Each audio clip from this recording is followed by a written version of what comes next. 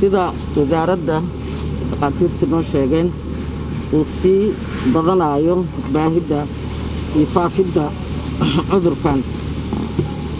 coronavirus COVID-19 dadkeenu markii hore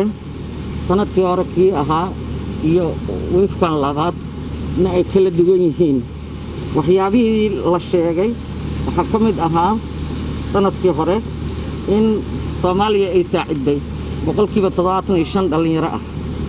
dadkeeda inay yihiin laakiin maanta kan cidna kama badbaadayso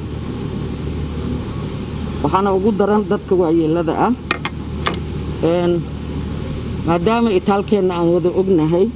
waa lagama maarmaan marka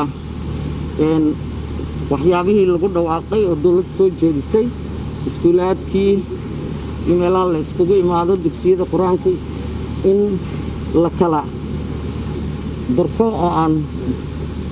goobaha la isugu yimaado dhan la yareeyo waxaana filayaa inaysan sidii loo sheegay aysan u soconin kolley awaamiirtaas waxaa ka ratibmaya waa la sheegi doonaa laakiin waxaan kaloo soo jeedinayaa dadkeena maadaama culeysyadaas la saaray dowlad goboleedyadana waa loo rarayaa waa u diyaar wasaaradda caafimaadka lagu soo aruuriyo afxirashada gobolka banaadirna ilaa 1 milyan lagu qaybin doonaa maadaama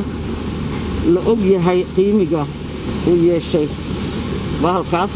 dadkeena qaarkiisna aysan awoodin 17 degmo xarumahooda ayaa lagu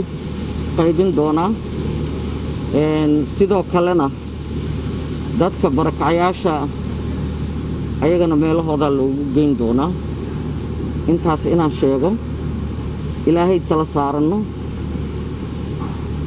u wakiilano badqabka nafteena iyo tan dadkeenaba annagoo ilaashanayna inaan